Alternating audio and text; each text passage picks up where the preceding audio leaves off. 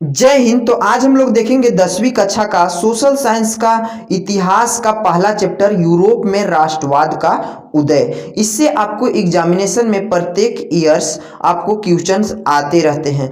कुछ questions important question मैं आपके सामने लेकर आया हूं जो आपके परीक्षा के लिए बहुत ही इंपॉर्टेंट है, महत्वपूर्ण है।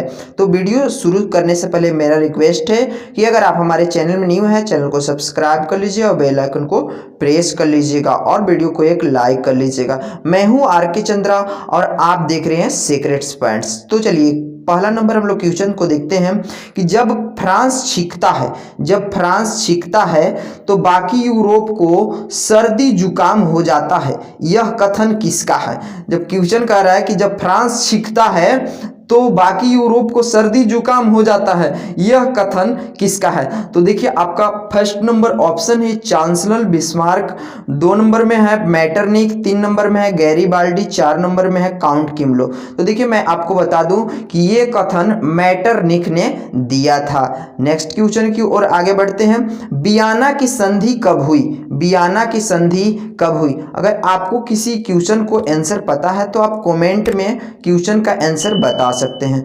देखिए क्वेश्चन अगला है वियना की संधि कब हुई थी। वियना की संधि देखिए आपको पहला नंबर ऑप्शन है 1815 ईस्वी, 2 नंबर में है 1816 ईस्वी, 3 नंबर में 1715 ईस्वी, 4 नंबर में है 1716 ईस्वी। तो देखिए वियना का जो संधि हुआ था 1815 ईस्वी में हुआ था। नेक्स्ट क्वेश्चन की ओर आगे बढ़ते हैं।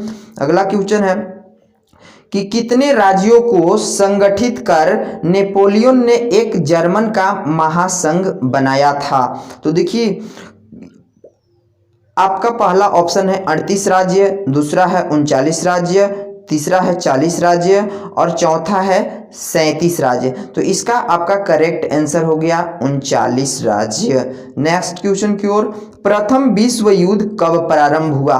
प्रथम विश्व युद्ध कब प्रारंभ हुआ था? तो देखिए प्रथम विश्व युद्ध पहला ऑप्शन है, देखिए आप लोग ऑप्शन पहले बता रहे हैं, सन 1614 ईस्वी में, सन 1714 ईस्वी में और सन 1814 ईस्वी में कि सन 1914 ईस्वी में। तो इसका करेक्ट आंसर होगा सन 1914 ईस्वी में। नेक्स्ट क्वेश्चन की ओर आगे बढ़ते हैं। फ्रांस विद्रोह 1830 ईस्वी में कहां पर हुआ था? तो देखिए फ्रांस विद्रोह आपका फ्रांस में हुआ था। फ्रांस विद्रोह जो था फ्रांसी में हुआ था। अगला क्वेश्चन की ओर आगे बढ़ते हैं। अगला है नेक्स्ट क्वेश्चन, यूरोप में सबसे प्रभावशाली वर्ग कौन सा था?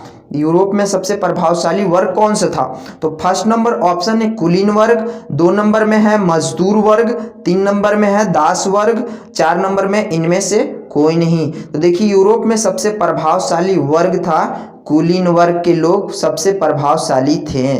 नेक्स्ट क्वेश्चन की ओर आगे बढ़ते हैं। 831 निर्वाचित प्रतिनिधियों की फ्रैंकफर्ट संसद कब स्थापित हुई?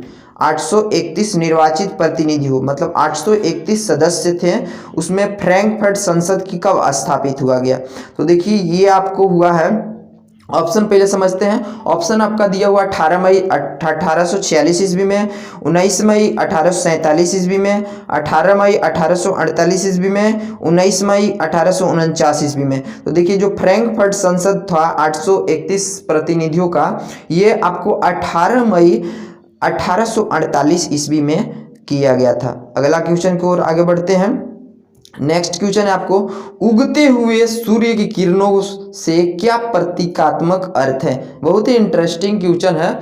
क्वेश्चन बोल रहा है कि उगते हुए सूर्य की किरणों से क्या प्रतीकात्मक अर्थ है, मतलब उगते हुए सूर्य, जो उगता सूर्य उग रहा है उसका प्रतीकात्मक अर्थ क्या है? ऑप्शन को समझिए। नए युग का सूत्रपात, 2 नंबर में है पुराने युग का सूत्रपात, 3 नंबर में है समांतर युग का सूत्रपात, 4 नंबर में है राजशाही युग का सूत्रपात। देखिए उगते हुए सूर्य का प्रतीकात्मक अर्थ होता है नए युग का सूत्रपात। जैसे सूर्य उगता है तो नया दिन आता है, इसलिए यहाँ पर भी होगा नए युग का सूत्रपात। नेक्स्ट क्वेश्चन की ओर आगे बढ़ते हैं।